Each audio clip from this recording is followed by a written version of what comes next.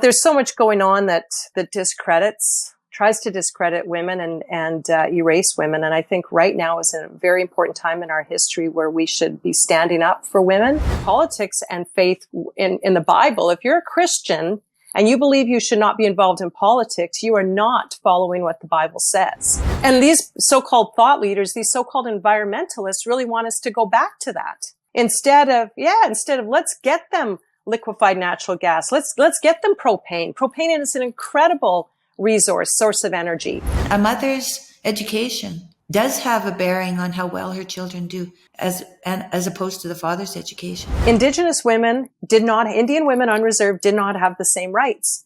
But Tammy, you would not believe the opposition we got when we passed that law. This whole idea that somehow if Canada reduces our emissions, we are going to help the world. It's absolutely narcissistic, but we're not even allowed to talk about it or we're canceled. If we even say it. Yeah, that's right. Yeah.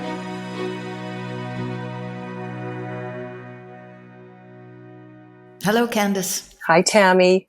Good to see you. Nice to see you too. How are you doing? We're doing really well. We have 2 more tour stops before we're done this tour, so it's gone very well. That's good. Where are you headed to next? Well, it's really good to be in Canada because there's an election in Alberta. Yeah. And we were in Calgary 2 nights ago, in Red Deer last night, and in Edmonton tomorrow night. And so in Calgary, the crowd was very responsive. They were wanting to hear what Dr. Peterson had to say. Yeah.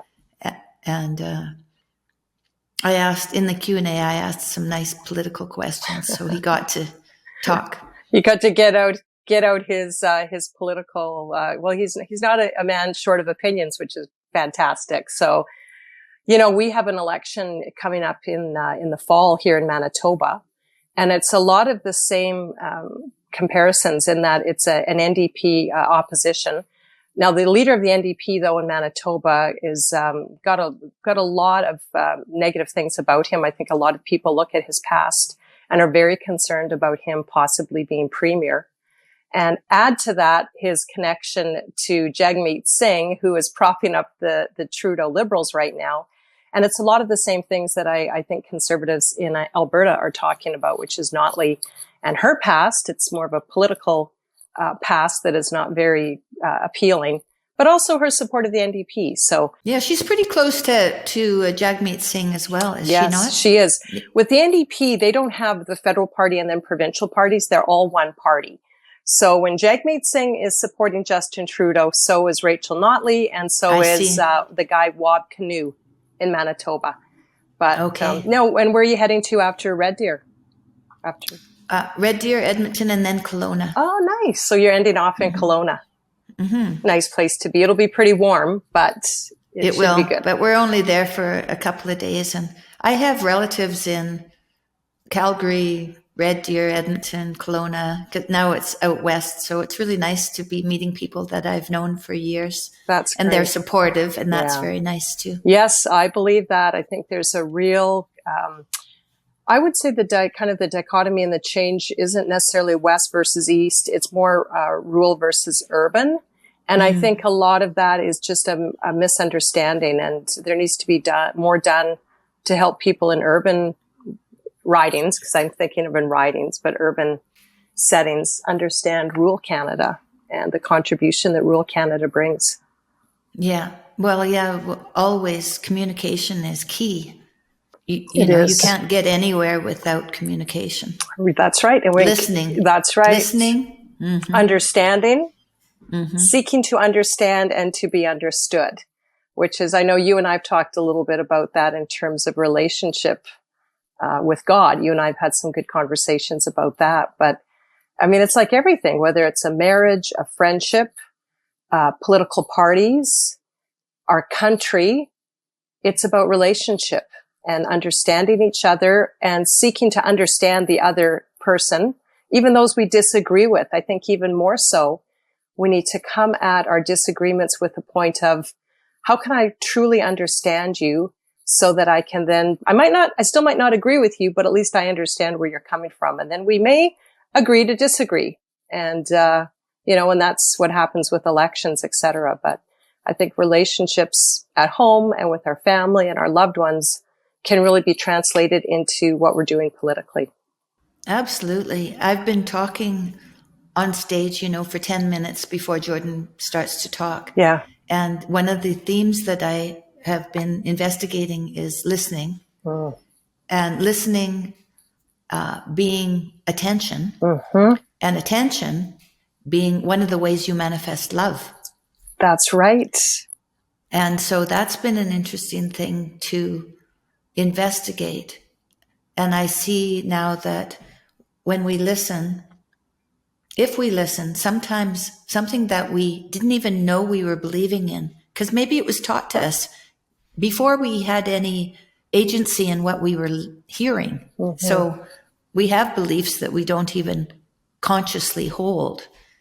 If we don't listen, we can't update them. We can't refute them. We can't find a better way. So listening is in politics, in business, in our personal life, and to ourselves. If we're not listening, we're not learning. And that means we're falling behind. Yeah, really. That's right. But boy, it's hard for us. Our egos, our personalities, for all of us are so strong. We don't want to be wrong. We don't ever want to hear something and think, oh, I might be wrong. And so when we're listening, many times we're already preparing what we're going to say in response. Yeah. And I tell them, you know what? When you're listening and you're forming your opinion, that's not listening. That's right. But it's hard to do. It's what we do. And it's part of what our brain does. We do think about how we're going to respond, even if it's just in a conversation, even if it's not a disagreement. If it's actually an incredible, fun conversation, our brains go to, oh yeah, and I guess that's how we organize our thoughts. But it's very... It's challenging. It's challenging. It is. To do properly. And I don't know if this is just my experience and I don't know if it's in our DNA, but I find generally women are better listeners. Well, I think that we have to be because we are, because we're more vulnerable, because we're smaller. We have to be aware. We have to be aware of our surroundings. So we have to be listening. We have to be perceiving body language, all kinds of things, so that we know what's going on for our children, mostly for our children, to protect our children. I think historically that's what we were doing all the time. Yeah. It's no wonder we're better at listening. I guess so. That makes sense. I just read an article this morning. It was in the National Post, and the headline was, the women's movement has made great strides, but at what cost? And it's talked about how this was in the National Post, and I was quite surprised because Katie Telford, I don't know if that name rings a bell with you. I don't know her. She is Justin Trudeau's chief of staff, and she's been with him since he was elected. And so a very obviously strong liberal and a Trudeau liberal. She retweeted this article, and I wondered, did she actually read it? Because the article really makes the point that the women's movement, has made strides, and that more women are graduating from with degrees from university. They're exceeding men in a lot of the metrics, but men are feeling ostracized. And there's a real at the end of the article, and it talks about the trans movement. It talks about kind of a lot of politically hot topics, and not in a way that I would think Katie Telford would support. So I'm interested in why she retweeted it. But at the end of it, it basically said the cost is women and men in many ways are more divided than ever, and we are less in relationship in terms of understanding each other and being understood. So that's actually not, and I'm sort of paraphrasing, and I read it quickly, but that was my understanding. But at the end of the day, so-called feminism, I think, has done more harm in many ways to women, and maybe not intentionally, but it's time that feminism stops and says, let's regroup, because yes, we needed to ensure that women were equal, which I would suggest why don't they go to Iran and maybe do a little bit of hard work there, because women are not equal in countries like Iran and Saudi Arabia, etc. But here in the Western world, we are equal, but I think there has been a cost. Anyway, I kind of went on a red herring there, but I was... No, I agree with you. I agree with you. I've done a number of podcasts with Professor Janice Fiamengo, who was teaching, an English teacher at University of Ottawa for many years, and also a feminist, and taught feminist rhetoric. She taught all of that. And then in about 2014, she said she was in a class and she was teaching, and she was looking at the men in the class and then thought, you know what? This isn't good. What I'm teaching isn't helpful. Mm-hmm. And so then she took a deep dive into the history of feminism, and she's looked at really the women who are held up as the mothers of feminism and who they were and what their motivations may have been because of their circumstances. So we can easily see now that sometimes what they were doing were more personal issues, maybe even grudges that they had that they were working out. And those things are written into the feminist history. And so we have to be very careful. Yeah. That's interesting. I mean, and I guess all of us, we come into whatever we're doing with our own personal beliefs and issues. And I mean, that's important. That's what motivates us, right? If we didn't have passion or care about something, nothing would have gotten done in this world. So there's, Yes, that's right. I understand that women who were at the forefront of the women's movement would have had their own personal issues. But I think it's important that we know it. And at this point, there's so much going on that tries to discredit women and erase women. And I think right now is a very important time in our history where we should be standing up for women and standing up for what it means to be a woman. Looks like it, and yes. what it means to be a man. And those are both incredible things to celebrate. I love talking about that I'm equal, but I'm different than a man. Mm-hmm. And Mm-hmm. I even in politics, a lot of my female colleagues talk about how they've been, discriminated against, or, someone treated them differently. And, I look at it as it doesn't matter what sector you're in, different people will treat you differently depending on your gender, your height, your weight, the way you speak. There's all kinds of things that make people treat us differently, in some ways better, in some ways worse. It's up to us to decide where we draw the line and how we let that affect us. So my point being, in politics, I found as a woman, I can say and do things sometimes that a man couldn't do.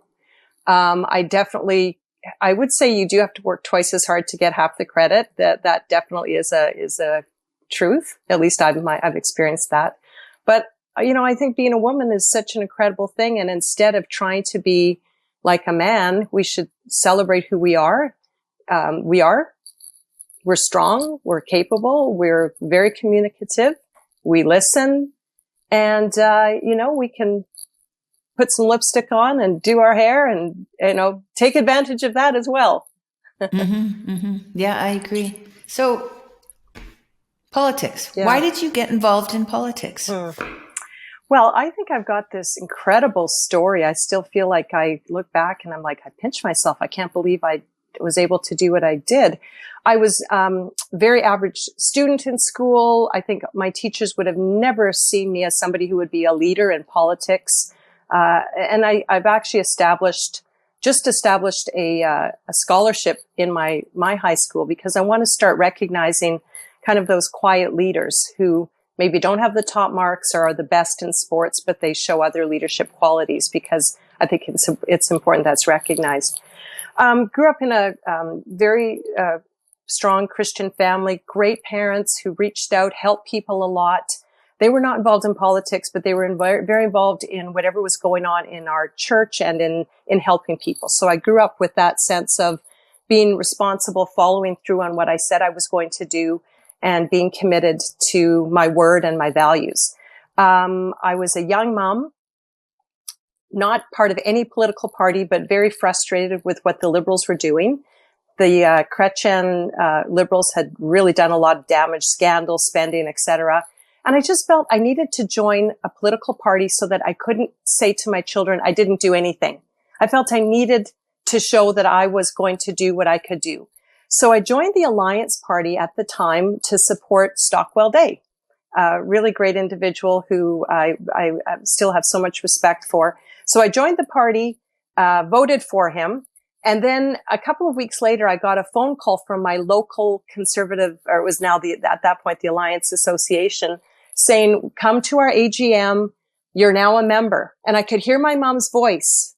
You better show up because you have signed up. So the funny thing is, though, and I've told this story often, my husband, now he's my ex-husband, but we're still good friends. My ex-husband dropped me off at this AGM, was going to head off and do an errand and then pick me up half an hour later. So I showed up, did my thing. By the time he picked me up, I was on the board. I think I was probably the secretary or something. 6 months later, I was the chair of a campaign because we had a by-election. And I just got immersed in this. Started supporting strong leaders who I thought were great individuals, including a guy named Stephen Harper, who everybody said would never win outside of Western Canada. And I thought he was an incredible leader. So I started helping him, all of this on a volunteer basis. I still was doing my work at a financial planning company. I was still a mom of 3 kids, involved in church, but I loved politics and I loved getting involved and doing what I could do. So that would have been in early 2000. 2007, I had been now working. I started to be able to work full time in politics. But my riding in southern Manitoba became vacant. The MP resigned. And I thought to myself, I think I could win a nomination. I know how to do this. And nobody expected me to do it because I was the girl who filled the rooms with all the volunteers. And, I was the worker bee. But anyway, I thought, you know what, I'm going to put my name forward. And I did. And I really worked hard and I won the nomination in 2008, and I went on to win the election. Tammy, I've got to tell you that when I won the nomination and I realized I was going to be a member of parliament, because in my riding, if you win the nomination, you really are a strong in for the Conservative Party. I was like, oh my goodness. Like I couldn't sleep for a week. I think my thyroid went through the roof. It really hit me that this was happening. So anyway, I went on to become a member of parliament in 2008, and I was a minister by 2013, and then we lost, and then I became the leader of the party. I still can't believe it. I was the leader of the party in the interim. So I still feel like what an incredible story. This, kind of average girl from southern Manitoba, and what I've been able to do, and I think make a difference. So I'd like to ask you about your faith. So I've been reading a book. We were in BC. We were in Abbotsford, and we went to dinner with a professor named Ron Dart. And he wrote a book. He wrote a book on conservatism. And he gave us a copy, and I decided to read it because I thought it looked very interesting. Now, let me just see, because I wrote a quote down from the book, and the book is called The North American High Tory Tradition. So he's really talking about how politics got started in Canada and what the philosophy was of the Conservatives and where it came from. So this is just the last bit of what I was reading. So he's commenting on faith in conservatism. And he asks a question. He says, have you worn the robes? Those who have not taken the time to truly wear such robes in thought, word, and deed often caricature and dismiss that which they know little about. And it is in the willingness, never easy, to wear such robes that Stephen Leacock, and George Grant, who wrote Lament for the Nation. Now, I haven't read Lament for the Nation. No, but I ordered the book. Oh, good. I ordered the book. I should read it. He said, they part company with those who would in glib and reactionary ways sever and separate spirituality from the church. So spirituality from the church? From the church. So he feels like, so it's very interesting. So he he feels, and he gives an argument that conservatism in Canada, red Tories, conservatives, like blue Tories were liberals. I didn't know that. Red Tories were conservatives. This is how he Or does he writes mean about blue it. liberals? Did he say He blue means blue Tories? Blue Tories and red Tories. Okay, because red Tories are typically, in Canada, a red Tory is someone who's a little more centrist and would be a little more aligned with liberals. And a blue Tory?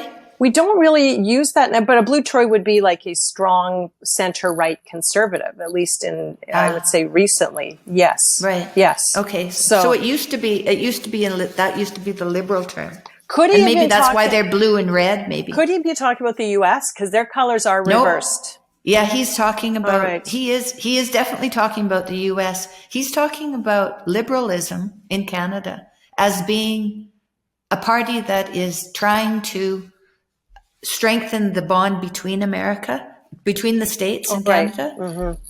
and the conservatives as trying to hold steady as Canadians. Yeah.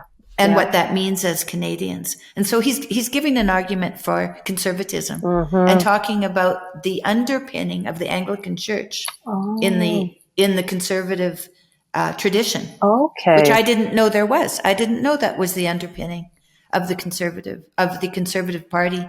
But then again, I feel, and I wonder what you feel about your journey through the beginning, when you had when you were inspired to join the party, and then your rise through, what you think your faith has had to do with that trajectory and that journey that you've been on. That's a very it's an interesting question, and one that I've been asked even when I first got involved in politics. I remember doing an interview. It was for a Christian magazine, and they asked me, did I think that politics and faith should be separate? And I have to give you a little bit of context because I grew up in a very strong, predominantly Mennonite area, Winkler, Morden, southern Manitoba. Although I was not raised in a Mennonite church, I was raised Pentecostal. Many Mennonites still to this day believe that the church and Christians should not be involved in politics. It's like it's dirty. And there's even a sense of some very traditional Mennonites don't vote because they believe for whatever reason. So in the context when I was asked this question back in 2008, it was more, do you think your faith should mix with politics or should be kept separate? And so I talked about that at that point in the context of the Bible. And when you look at some of the heroes of the Bible, King David, for example, who the Bible says was a man after God's own heart. He immensely immersed. He was a king, and he was immensely immersing his faith in God and what God wanted him to do with his rulership as a king. So I said, politics and faith in the Bible, if you're a Christian and you believe you should not be involved in politics, you are not following what the Bible says. You look at what Jesus did. Jesus was very involved with speaking to the elites, the political thinkers, the thought influencers of his day. So I talked about it in that regard. But I think what you're asking me more is my relationship with God and how that impacted my political journey. And I think it's important to differentiate between spirituality, which is incredibly important. I love learning all kinds of things from all kinds of different faiths and religions and writings. And I learned so much, but my relationship with God for me comes through my faith, my Christian faith, my faith in Jesus Christ. And Jesus is the way that I can have relationship with God. And my relationship with God is what's propelled me,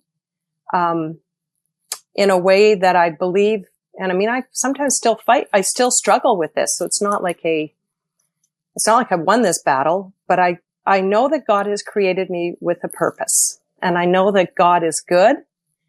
And I don't always know what God is doing in my life, but I know what he's done. And he reaffirms his love for me, and he reaffirms his faith in me all the time. And so that's what kept me going. You know, when I first thought, should I run for office? And I had people in my life, including my ex-husband, who was just in a kind of story. I might get emotional because it's, you know, it's emotional. And I guess this is another thing about being a woman. We cry sometimes. Yeah. Yes, men should let it go once in a while too, because it's actually a nice release. Yes, it is. It is. But, you know, I'm so grateful. People like my ex-husband, David, was very supportive. I had family members who were supportive. And so God could really instill in me, like, Candice, you can do this. You can do this. So I won the nomination. And then I felt like it was God that kept me going. If I've put you there, I've given you everything that you need. I've equipped you so that when I felt I wasn't able, and can I do this? And am I smart enough? Do I have the answers? And, you know, and I worked and prepared and did all of the things in the natural that I knew I needed to do. My faith in God and my relationship with God, through other people is what helped me and always gave me the confidence to continue what I was doing. You know, when I became leader, it was a really, really difficult time. And God was there. God was there saying, I've equipped you. None of this is by accident. None of this is by chance. And so I would say that that's really been a huge part of what I've been able to do. And then there's been personal things. I went through a divorce, Tammy, right after I was elected for maybe 4 years. And I went through a divorce. And, you know, that was very hard on my children. My children didn't see me a lot when I was first an MP, and they were fairly young. So, you know, I think at least for me, my faith, my relationship with God has just helped me in all of those ways. Yeah. Well, that story rings true to me. Yeah. Does it? Oh, yeah. Mm-hmm. It definitely does. I mean, I don't think, you know, I have people come up to me because I go up on stage with Jordan. I have people come up to me and they say, oh, I couldn't do that. Mm-hmm. I say, oh, yeah, you could actually. You could. Yes. All you do is ask for courage and strength. Yes. And prepare. Yes. And go up there. And what you need, you will have. You will have. And just have faith that you will. And I can remember before I felt this way, when I was more trying to go along by self-will and you know, get myself places and do my work. I would try to give a talk and I wouldn't be able to do it. Yeah. I would be stymied by the crowd, you know, I couldn't, but it seems that now, and I have good guidance, you know, make sure you talk to the people, to each person. Right. Don't talk to the crowd. Well, that helped me a lot. And also to prepare, but to go out there knowing the theme of what you're going to talk about, but then just talk and don't rely on notes or anything, because then it's not authentic. Yeah. And so I think all of that has been very helpful. So as you said, you know, you prepare. Yes. You prepare as much as you can, but then you leave the rest up to God to carry you through. Yeah. Yeah. And it works. It's does. There. Yeah. Yeah. Well, and it blows me away that that's true. Yeah, I know. And it is in everything in life, right? No matter what struggle we're facing, you know, God sometimes makes the struggle go away, but more often than not, always, more often than not, he wants us to walk through it and he wants us to learn and grow. And, you know, it's funny too, when I was a young person and I was the youngest of 8 kids, and mom and dad, I just saw them as these, you know, incredible Christian people who had it all together. So I was sure by the time I was 45, I would pretty well have it all together. There would be no struggles. Well, that's probably when my life changed for the most. And then now I'm 58 and I'm still learning. You know, now I'm coming out of politics. I've retired recently. And what I was going to say about that is the other part of that, I was finding over the last year and a half, or even a little longer, as I was giving political speeches, I wasn't feeling the same passion and motivation. And so I said, God, you know, and I would usually go and say, God, what do you want me to say? And it's political. So it's not like I'm giving people a nice spiritual message. It's right. God would say, you know, here's what you got to encourage them to get involved, to stay united, and to, that now more than ever, we need to make sure we get rid of the Liberals. So, it was but I was sort of running out of steam, and I said, God, is this something I need to change? Are you doing something in me?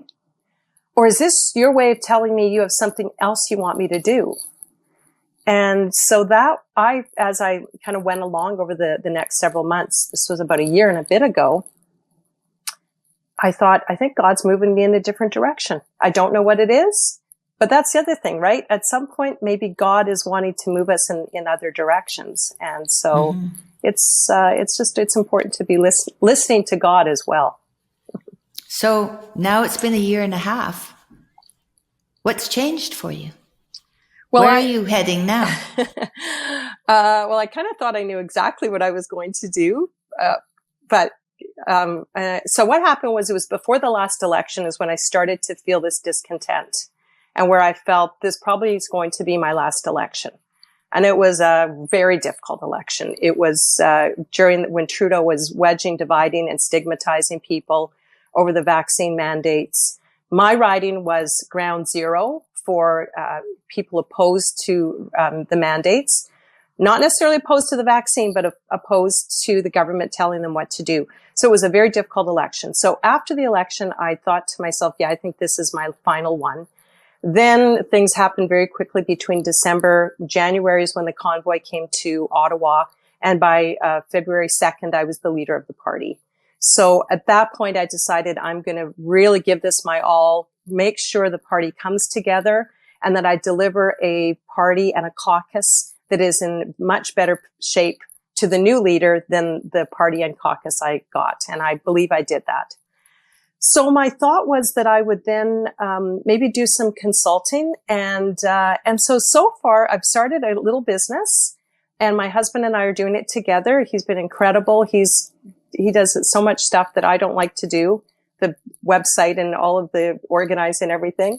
And I'm enjoying it. I've got a couple of contracts. I'm doing some senior executive advisory work, helping some people, just talking about the leadership that I've done, helping different companies in some of the things that they're doing. But it's fairly quiet, and I'm enjoying that because I can now, I had a friend invite me to his birthday party, and I was actually able to attend, which was very nice. Mm-hmm. So but I know God has some more things for me to do. I'm enjoying even conversations like this. I like to talk about what God is doing, and more people are awakening to God and the fact that there is a spiritual realm. So I'd like to talk more about that. I want to help advance women's rights in countries like Iran. I've done some work on that, and I want to keep doing that. Oh, what have you done? What have you done there? Well, I've been involved in an organization for several years, even while I was an MP, that is working for democracy in Iran. And so, actually, just after I saw you and Jordan and Rex Murphy in Winnipeg, when Michael and I had dinner together, a week later, I went to Belgium to a conference there on women's rights and women leading the way for freedom and democracy in Iran. And I spoke in that conference. So I'm just involved with an organization, speaking, supporting them, doing what I can. So, that's kind of what I'm doing at this point. Well, who knows which direction you'll go. I mean, it looks like you're going to go into more public, but women's issues. And, I decided to start this podcast and called it Divine Feminism. Oh, interesting. I didn't know that. Oh, yeah. Divine. Well, I don't call it that publicly. It's out there now. It privately. It's out there now. And I thought, at first, I talked about spirituality, and it was lovely, and my personal journey, but then I started thinking about it, and I thought, divine feminism, what's that? God, that's probably this transgender issue, and it's probably it's feminism. And I have to talk about all these other things that I never at first even, I was thinking about Mother Mary, and I was thinking about all these things. But then there's the serpent on the tree. You got to talk about that too. Well, the other thing I think I'd like to be leading on is, honestly, this is a totally different topic, but supporting Canadian natural resources. So that's something that I'm very passionate about. You know, I'm a huge fan of Alex Epstein and his book. Oh, me too. Yes. In fact, I have to tell you a funny story. So I lived in Stornoway as the leader of the official opposition. Michael and I lived there for 6-7 months. I can't remember exactly. But the tradition is when you leave that, the leader, whoever leaves a book for the other leaders to read. And so I had bought an Alex book and I wrote in it, incredible book about the amazing benefits that hydrocarbons and fossil fuels have brought to the world. Yes. And Canada leads the way on that. And instead of saying we should be getting to net zero, you know, I'm all for let's all do our best to be carbon neutral.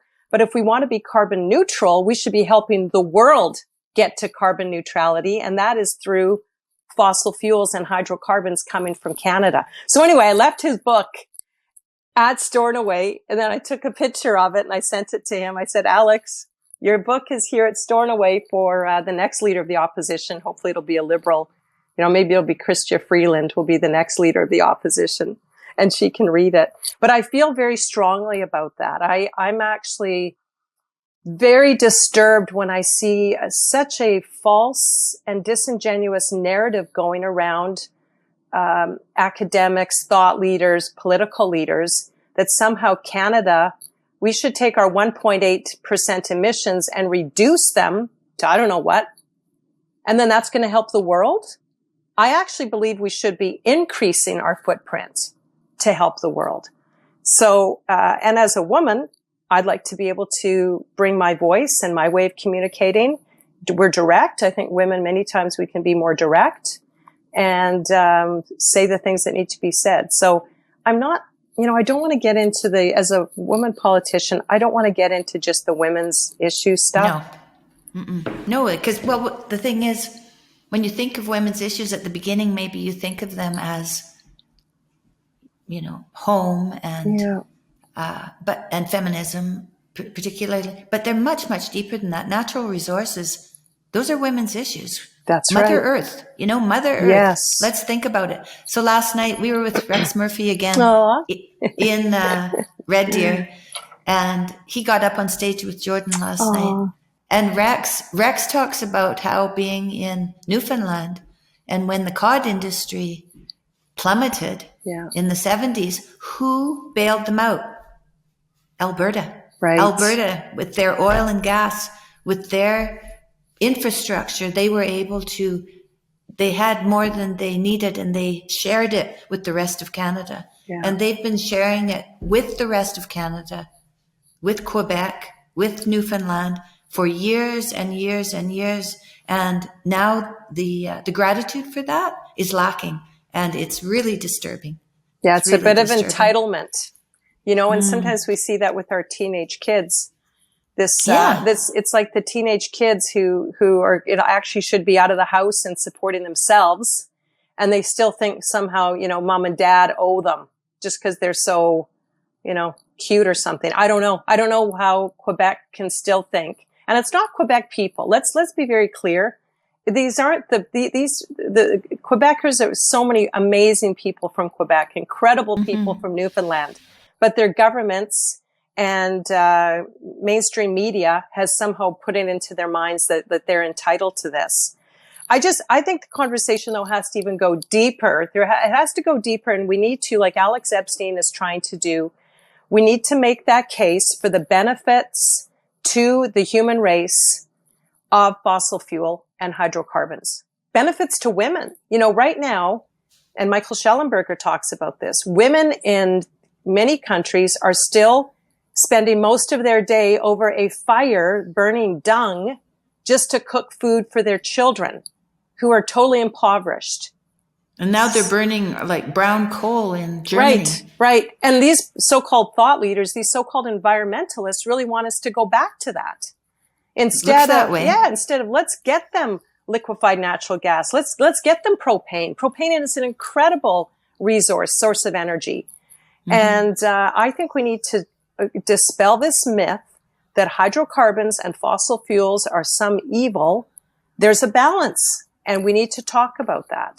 And well, I mean, these other ideas of alternative energies are, keep researching, and when you can find a financial case for it that doesn't undermine poor people getting energy at a low cost, go for it. But until that time, let's try to bring the people who are suffering most in poverty, bring them up. And if we bring them up to, I think it's $5,000 a year, they begin to take care of the environment.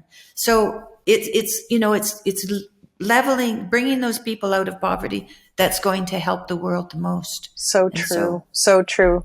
Do you watch, do you listen to Michael Schellenberger? Sometimes. He's another great, I love the way he thinks, and I love some of the things that he has said. Yeah, there's some really good people that are really trying their best to speak up now. And I think the more women that speak up, the more it's so important that we speak up, that we don't deny our voices. That's in the public sphere. Yes, I agree. Yeah, and those of us who are conservative and who have lived through, I'm now 62 years old, right? So I've been around long enough, and I've done many things with my family and my husband and my career. It's up to us to talk about what we've been through and how we've managed to navigate life and help the people who are younger to find their way and not leave it to these people who are fear-mongering around. Mm-hmm. Yeah, it's true.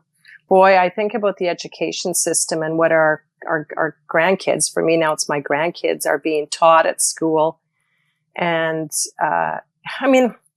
here's the thing though, Tammy. Apparently, since Socrates, every generation has said this about the next generation, like, oh my conscience, what's happening to the world? Oh yeah. Everybody has their tragedies in their own generation. Yes, that's for sure. I know that the younger people aren't as worried about the things as I am, because I know that, because I've seen the changes. And so then I worry about them, and they take the changes in stride because this is their lives. And I can understand that too. Yeah. But I still think, one of the things is listening to your elders. Yes. And learning from them, taking from them what is helpful. And yeah, well, I've heard it said life has two teachers. I don't know, maybe somebody famous said this. Life has two teachers, wisdom and experience. So you can either learn from the wisdom, the knowledge. Knowledge isn't necessarily wisdom, but wisdom is when you take that knowledge and apply it.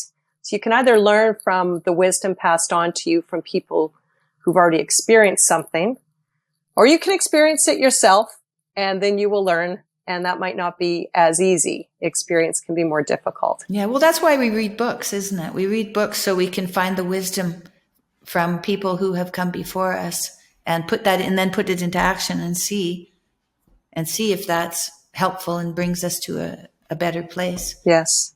Information. Yeah. You want to be able to take information that's out there and use it to your benefit. That's for sure.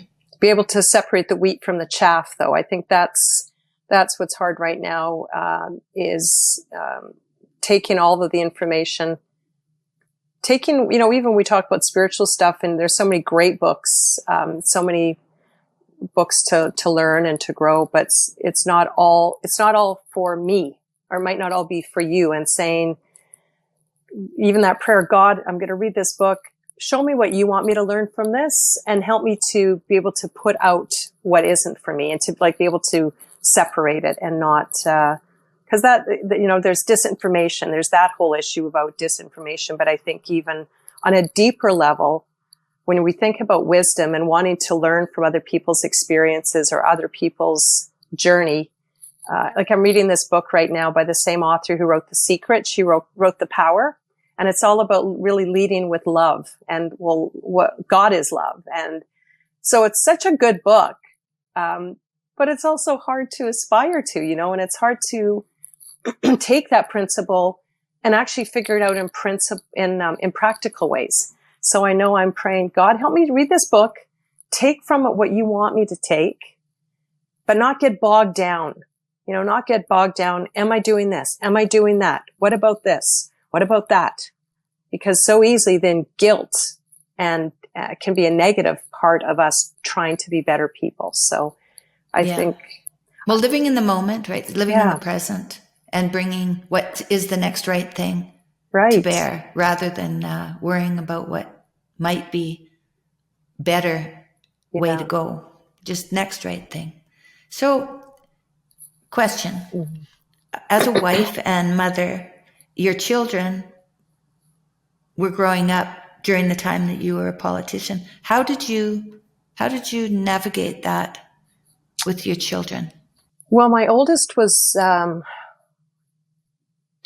20, so he was already out. And my daughter was 15. They were 12 and 15. My son was 12. My daughter was 15. It was really tough on them, Tammy. And I would say, what was hard certainly was I went through a divorce at the time. Mm-hmm. And so, I wasn't expecting to. I was thinking, okay, I'm in my mid-40s. I was, for the most part, a stay-at-home mom. Always made sure I was working when my husband was home. I really felt that my husband and I had given our kids a real advantage by me being able to be home a lot of the time and be with them. So by the time they were 12 and 15 and I decided to seize this opportunity, I felt like, okay, this is okay because now my husband will be there and I've given them this strong foundation. And even though I'll be gone, we'll be able to navigate it. And the House of Commons has good support. You can fly your children to see you. There's a lot of great support that not many other people have. But 2.5, 3 years in, my husband and I went through a divorce. And I would say that was harder on them than my job. But what happened was then they were kind of estranged from their dad through some circumstances. And so when I should have been able to kind of really hit my stride, by that point they were, now my son would have been 13, 14, my daughter 16, 17. When I should be able to have hit my stride politically, we were going through a tough divorce. So I know that was hard for them. I know it was very hard. And they probably would tell you, because my approach is always to be positive and not see myself or my children as victims, I don't talk a lot about it, Tammy. I really don't. And I probably need to more validate what my children went through, in terms of me being away. Thankfully, my mom was there a lot. I had extended family who were there, but it was hard. I missed my son's birthday is in April. My daughter is in June. My oldest is in August. So I missed every one of my youngest son's birthday and my daughter's. I missed all of their birthdays because I had to be in Ottawa. When you have to be there, you have to be there. There's no, I missed Christmas concerts because their Christmas concert was usually about the 13th, 14th, 15th of December. I had to be in Ottawa. So they definitely, there was some hard things that they went through, but I prefer to see the positive, which they might say, Mom, it was hard on us. And I'm saying, yes, it was, but there were also some real incredible positives that they had in that they got to meet a lot of incredible people. They learned so much. They are both, I'm very proud of all three of my children. I'm very proud of who they are and what they've become. So it's like everything. There's a trade-off. George told me that he never had one person come to therapy because their mother pushed them out of the house. It was all because the mother was at home and not allowing them to grow and prosper and leave, And so you stayed at home until your kids were teenagers and adults and young adults. And your 20-year-old was definitely old enough to support your 12-year-old by then as well. And I would say too that you put your mother was there. Mm-hmm. So you had an extended family around. And my sister was incredible. Sister. Yes. Oh yeah. So, my sister had a divorce when her kids were quite young. I think the oldest was only 5 years old. And And she worked always. She had her master's in nursing, and she was always gone and working very hard. And she missed her kids. And she told her kids that she felt bad that she wasn't there. But they said, Mom, that's how you feel. We don't feel that way. Interesting. We don't feel yeah. Thanks. We knew what you were doing. We knew what you were doing and that you had to do it. And Jordan also says that a mother's education does have a bearing on how well her children do as opposed to the father's education. So it is something for children to see their mothers go out and take on the world. It really is something. Yeah. Yes. And I know my kids they were very supportive, and maybe one day they'd want to talk about it. I'd like to hear their thoughts, more than just when we talk as a family. And the other thing though, I want to just mention this because I think it's important. I'm so grateful. I went through divorce, and there were, I would say, 2 or 3 very hard years where my kids were probably more estranged from their dad. But thank God is so good. God has brought such healing. My ex-husband and I have been able to sit down and extend forgiveness to each other. And, his wife, now they've been married, I think, 10 years, and her name is Julie. And I'm going to say her name because she loves you and Jordan, and they both do. Sweet. And, we've actually become friends. We'll call each other and talk. And I would say the same, my new husband, and so his ex-wife, we get along very well with her as well. Divorce is not the best option, but divorce happens. And divorce happens, yeah. I believe that God is showing us, and even people who are not spiritual, that we can have forgiveness and we can have healthy relationships with our ex-partners, people that we loved deeply and we probably still love. And we are still a family. So I am so grateful that we were able to heal that relationship, and then even be able to tell our kids. I know I've told my kids, I'm so sorry for the hurt that the divorce caused you. You were never responsible nor at fault, and this caused you a lot of heartache and hurt through no fault of your own. And I think it's important that people who go through divorce find that healing. Now that means you have to admit you did something wrong. And that means you have to admit that had you not done something wrong, and we're not talking about abuse or, anything like that. These are relationships that, if I hadn't done something wrong and my ex hadn't, we probably could have made it work. That's a big, big thing for most of us to be able to admit that I did some things wrong in my relationship, and I regret that. And I think, though, there's something that needs to get out to people who are going through divorce, that there is healing and restoration, and it's good for the whole family. Oh, it is. It is. I'm going to be interviewing a woman who works for the Parental Alienation Association in Alberta. I'm going to be talking to her right away. Wow. And that's...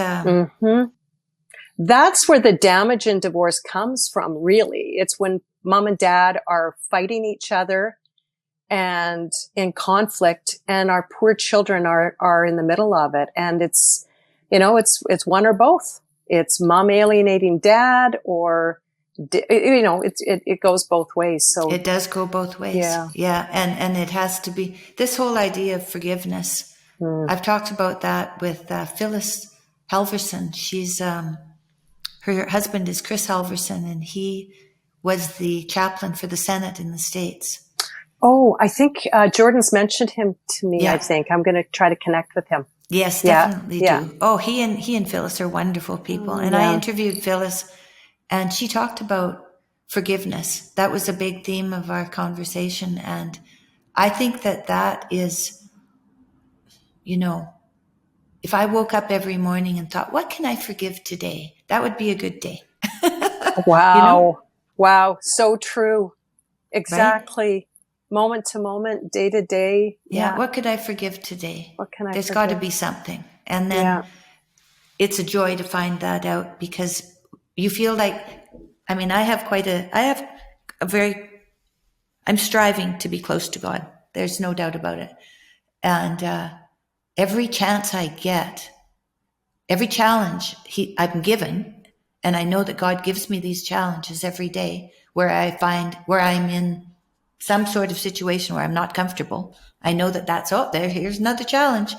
Yes. And so then to try to pause and be aware and to do the next right thing, asking for courage and strength when I can't do it, to do the next right thing.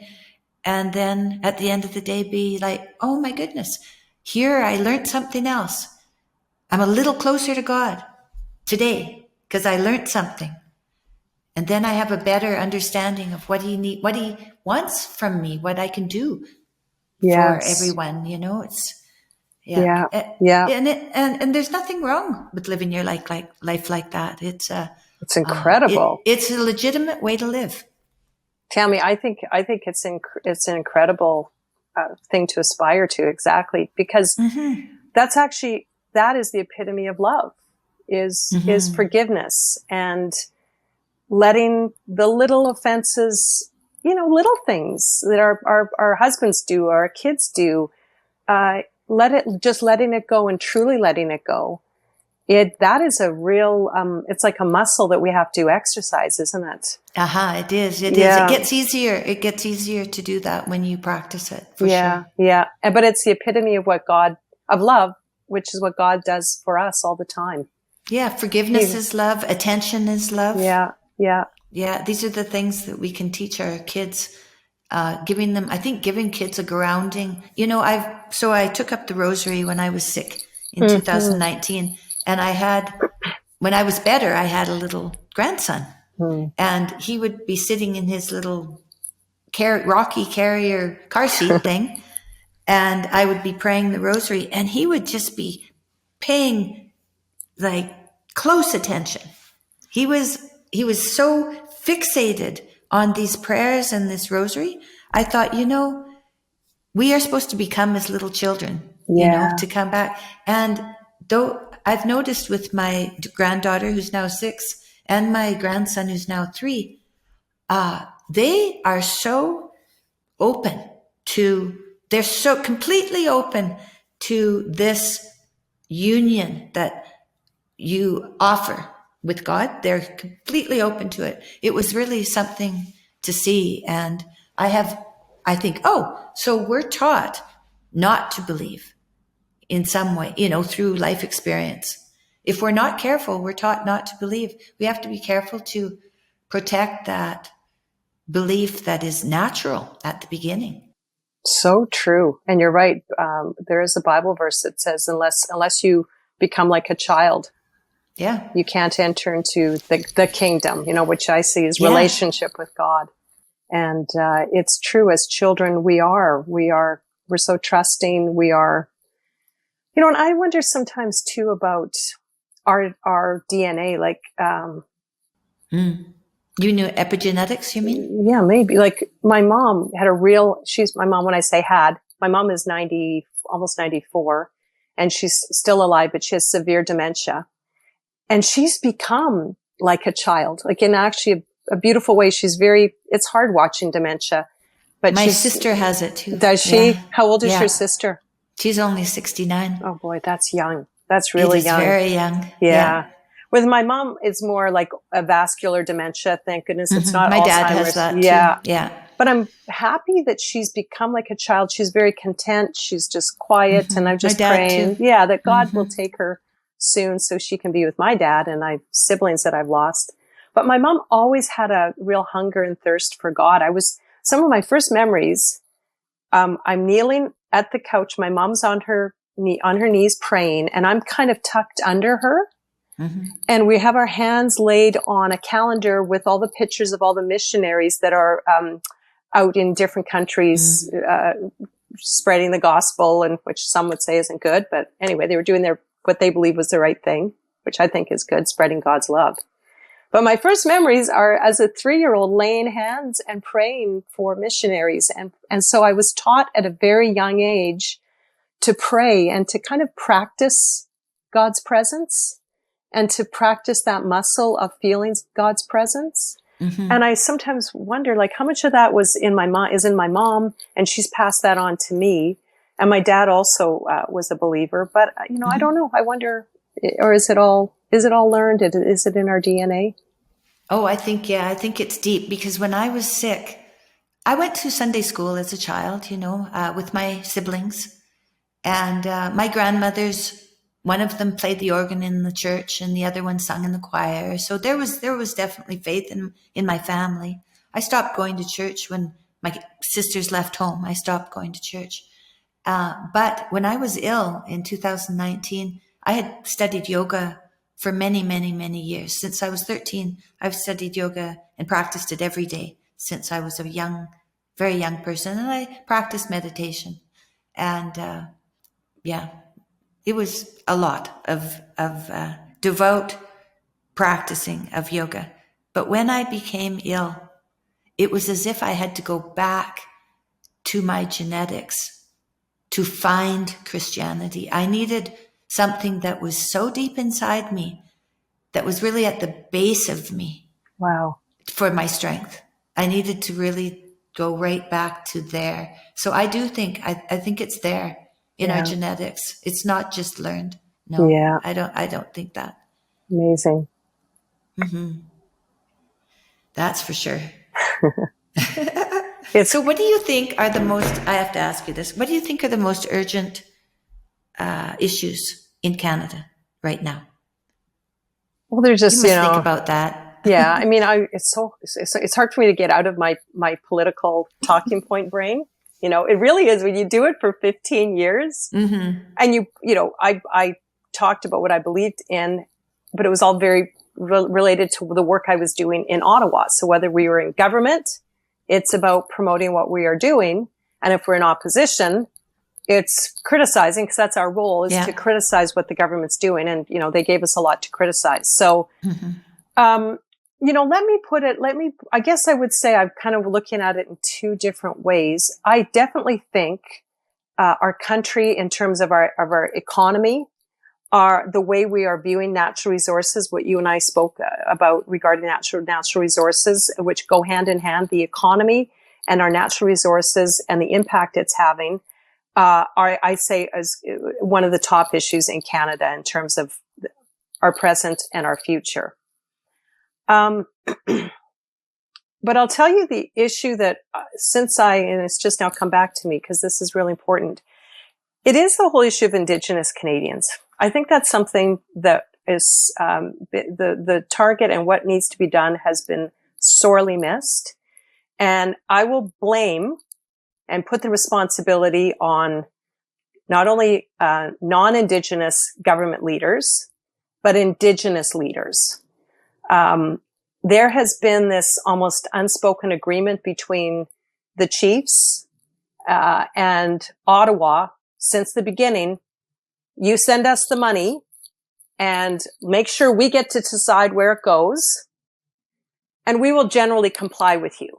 Now, when we don't like what you're doing, we're going to keep fighting you, and then you're going to continue to give us even more money, and we will decide where it goes. And this is the unspoken agreement that the chiefs and the bureaucrats have had since the treaties and since Canada, since the white man came to Canada. Mm-hmm. And individual Indigenous Canadians, especially those who are on reserve, are powerless because they are living under a communal system, the Indian Act, which rewards the chiefs and promotes it. It is an absolute climate for corruption. If I had, as an elected official, if I got to decide who got EI, who got housing support, who got agricultural support, if I got to decide that as an elected MP, I would be, it just corrupts. There's no question about it. So I think the Indigenous people in our country, individual people under the Indian Act, are being very much disserved by their own leaders and by the government. And let me tell you, the answer is not more money.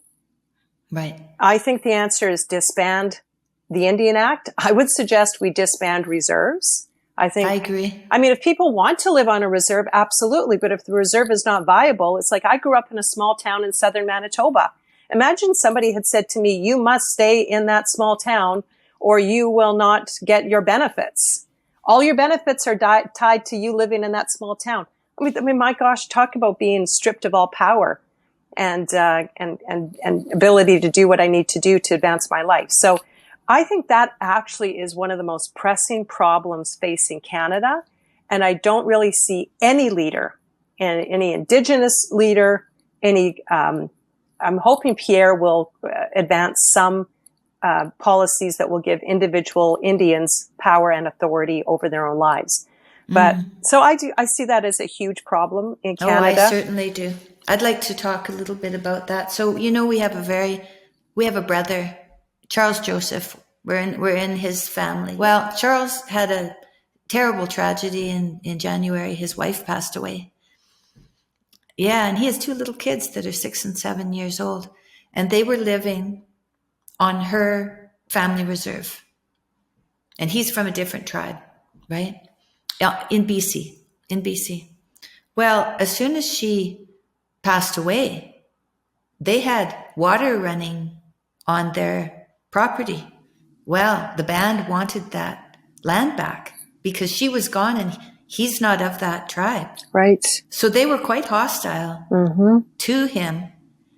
And he came on tour with us, not all that long after she had passed away, months later, but yeah, because we met him in March. You were in Winnipeg in March, so and he was with you. 2 months or 3 months since so he was able to leave his kids with some friends and come with us for nearly a week. I think he was with us for nearly a week.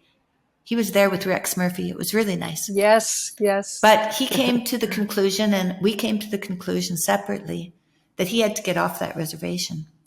And he had to go back to where he has people he knows who could carve with him because he's a carver.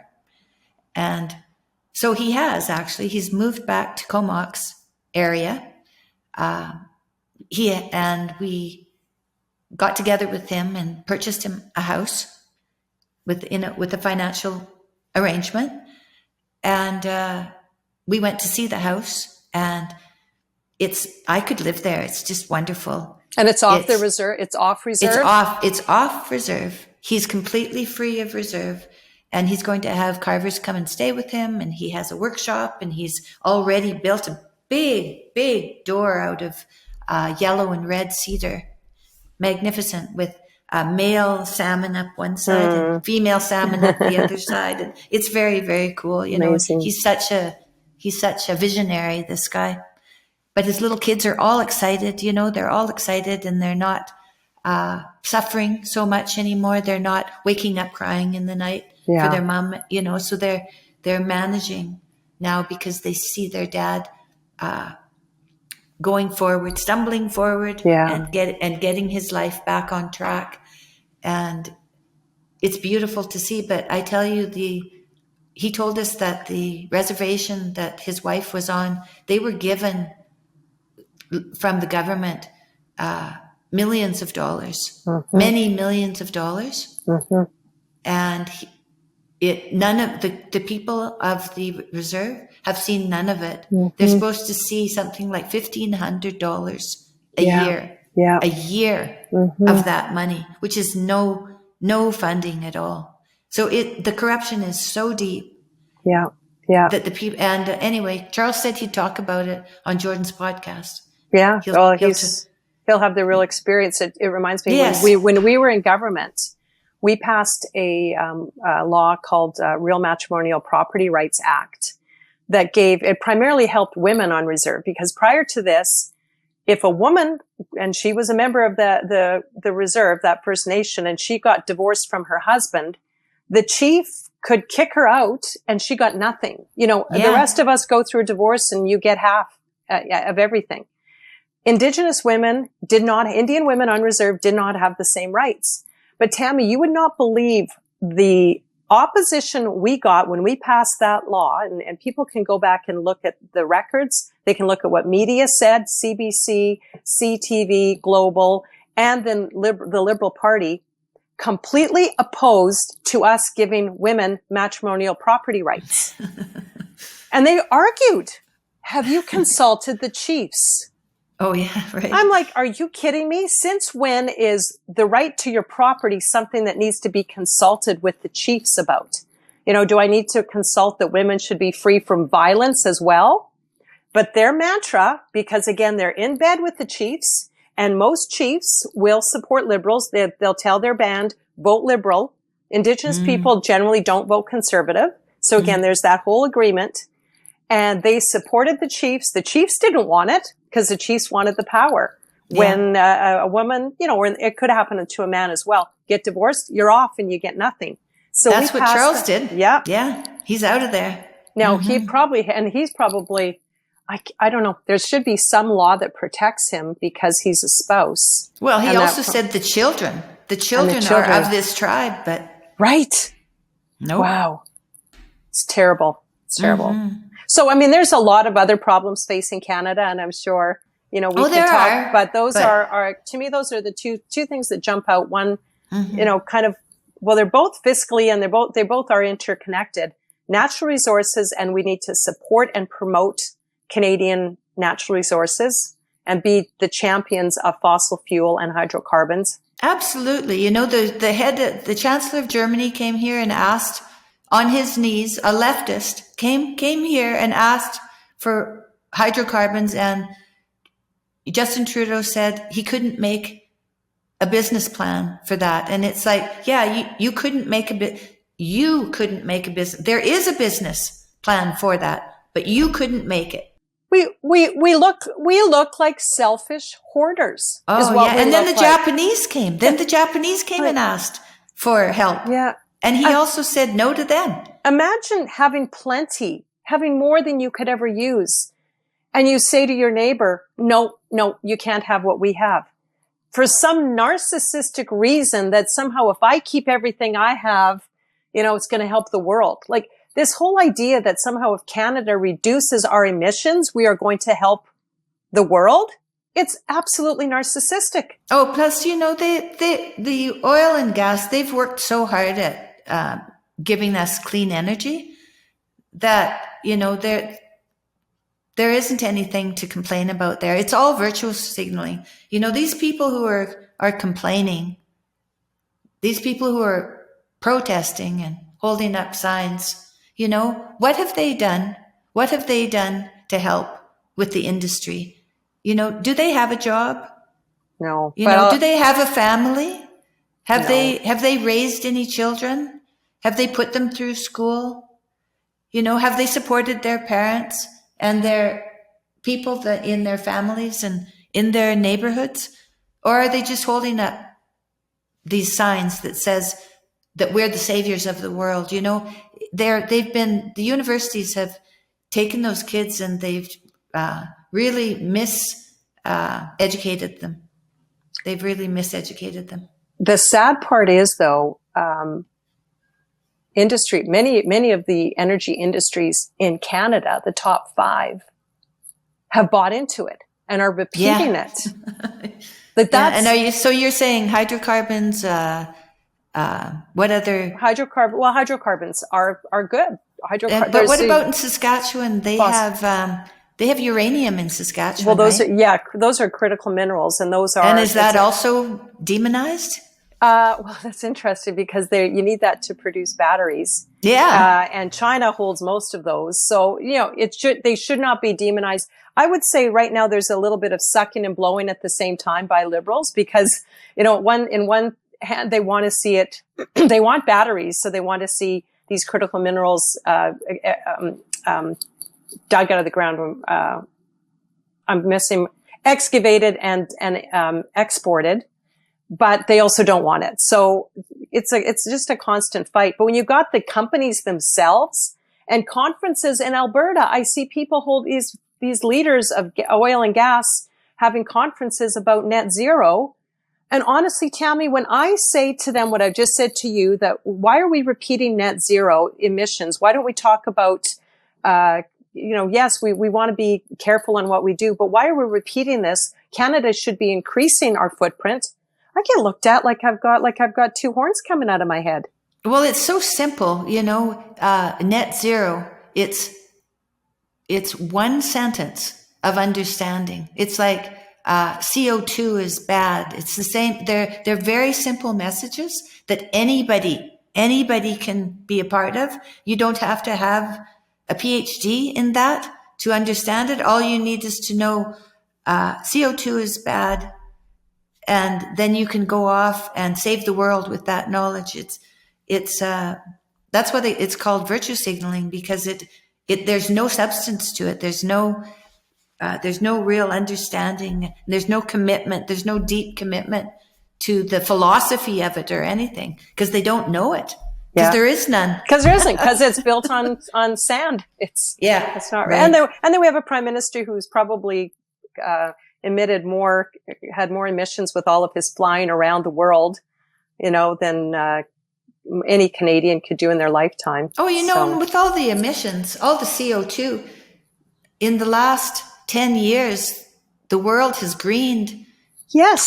Twice the size of United States, and mostly around deserts. Right. That there's more and more green around deserts. So they don't even know. I'm not saying that CO2 is a positive, but it might actually be a positive, not a negative. Right. It might be. But we're not even allowed to talk about it, or we're canceled. If we even say it. Yeah, that's right. Yeah. Canceled. Yeah. And then there's that. Yeah, there's that. That's silly. It's silly, but it's not, but it terrifies people, this whole idea of being canceled. Oh, it does. And I can tell you, Bay Street, business leaders, I was talking to a business leader recently who really loves what Jordan is doing, loves ARC, and is looking forward to it.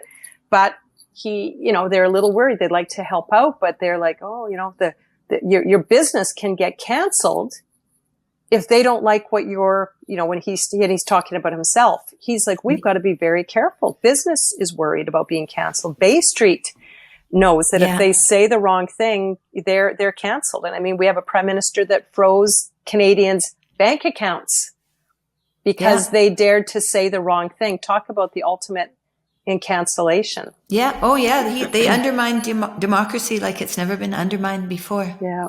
That's what he'll be known for. That's right. Our superpower. Trudeau.